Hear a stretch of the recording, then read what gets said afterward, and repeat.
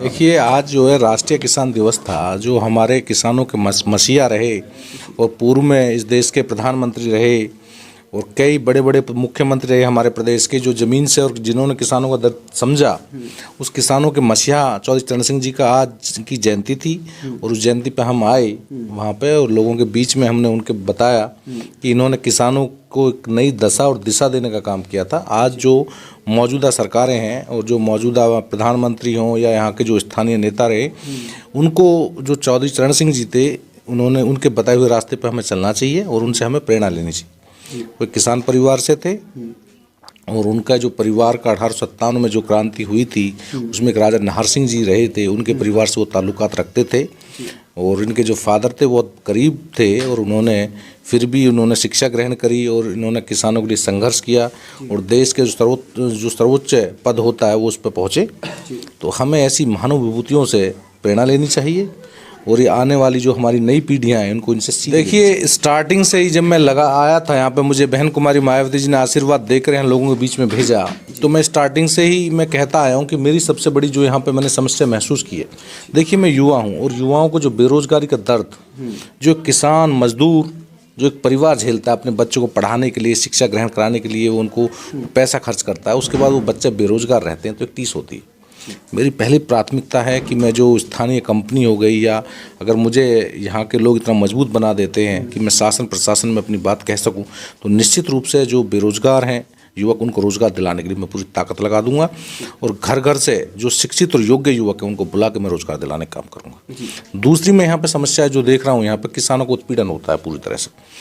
देखिए, मेरे यहाँ जो मैं पहले बात करता हूँ ग्रेटर नोएडा, जो ग्रेटर नोएडा अथॉरिटी के अंतर्गत जो गाँव आते हैं जिनको मुआवजा मिल चुका है और वहाँ पे 6% और 10% को लेकर लोग आज भी आंदोलन रहते हैं, वो आंदोलन कर रहे हैं, कोई सरकार उनकी सुन नहीं रही है।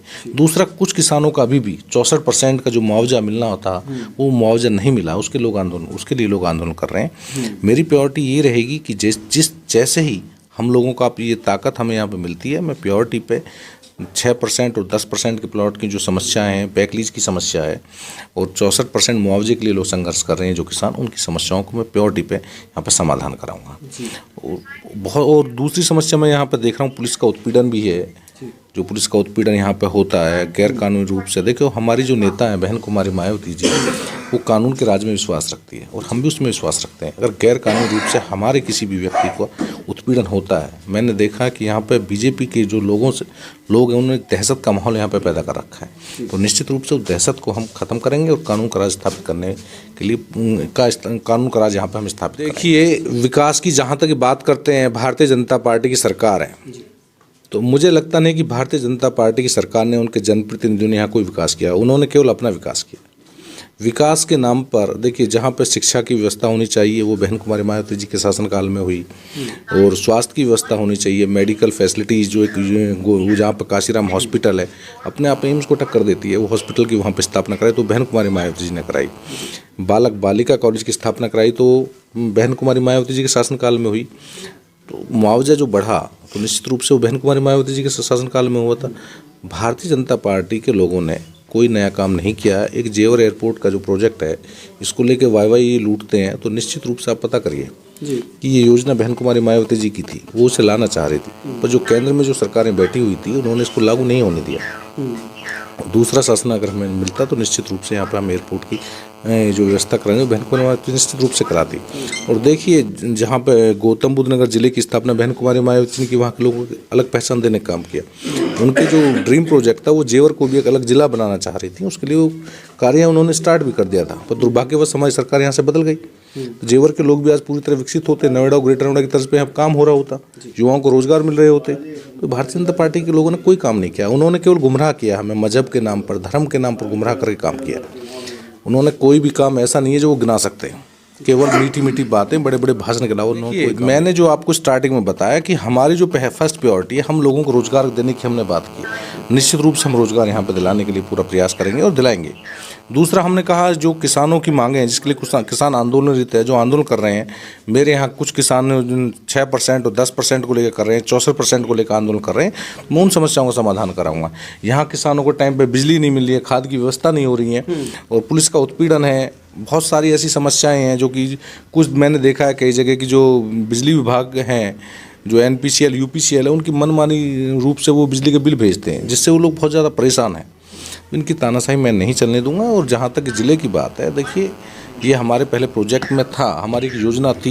देखिए जो यहाँ पे नए कानून, जो कोर्ट की स्थापना होने का जो काम चला, अलग से यहाँ पे कोर्ट की स्थापना करी, वो बहन कुमारी के शासनकाल में हुई थी।